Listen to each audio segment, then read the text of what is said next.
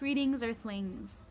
I want to talk more about limiting beliefs because I'm feeling quite passionately about it these days. Probably because this is the most directly I've ever faced my own limiting beliefs in an effort to transition into a life of intention. I believe that in working through limiting beliefs, we gain the freedom to receive the abundant blessings and empowerment we are intended to have to live a life of unlimited joy. The limiting beliefs I have held over the years have blocked me from that joy in many ways throughout my life. I first became aware of it in the context of parenting, more specifically step-parenting. And I continue to face them in my parenting journey every day. So I'm going to focus on limiting beliefs in the context of parenting for today. I'll start with a summarized history of my parenting or step-parenting journey. This story actually starts with my first years as a preschool teacher.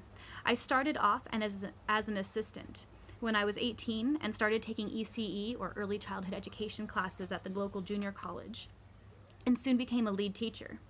This was the foundation where my limited beliefs sprouted from. I believed children should behave a certain way. I believed if children behaved wrongly, they should have consequences to ultimately feel bad for acting that way, and then they would behave correctly to avoid the consequences. I believed rewarding good behavior would condition children to behave properly more and more. Actually, there were more limiting beliefs connected to my own sense of self-worth that even these more superficial limiting beliefs were rooted in, and I'm still working on this in myself. My days as a teacher were spent trying to teach children how to behave, how to sit quietly, raise their hand, no hitting, letters, shapes, colors, academics, manners, respect, aka subservience. My limiting beliefs included that I knew what was important for children to learn, and those are the things that I believed were most important. These are the kinds of limiting beliefs I brought into my relationship in the beginning of my relationship with my ex-husband and his daughters. When I moved in, my stepdaughters were 4 and 5 years old. They would play rough and sometimes fight, jump off the furniture, not listen when they were asked to do things, sometimes protest or have tantrums when they didn't get their way. This was what I saw because my sense of power and self-worth felt threatened. Really, they listened sometimes, got along most of the time, and were often pretty agreeable considering they were young children.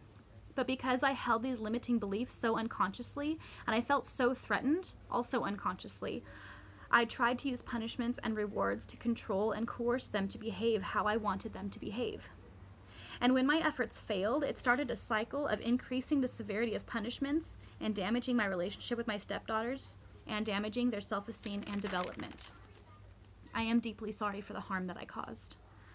One summer, they were gone visiting their biological mom, and they called to tell us they didn't want to come home, and I couldn't blame them. We were all miserable, and I knew I had to change how I parented. I wanted all my children to be happy with me. It was selfish motivation, but it sparked a change in me. I joined a parenting support group, Gentle Parents Unite. I'll put a link for that group in the comments. That is where I learned about limiting beliefs. I have learned new, less limiting beliefs. It includes an understanding of the whole child, an understanding of natural growth and development, and humbling myself that it's not my place to judge right and wrong ways to think or behave. That's not to say that I let my children do whatever they want all the time. They don't disrespect people or property excessively. It means that I assess my values and teach mostly through example. I teach my children respect by respecting them and others. I teach my children empathy with empathy. I could go on, but my point is that acting on unconscious limiting beliefs can and does damage relationships and the dignity of everyone involved, and it blocks joy from our lives. When we dig deep and question ourselves, we become free and open to receive the joy that is meant for us. I want to know what you think. Please give me a like and a comment or a question, and don't forget to subscribe. Bye.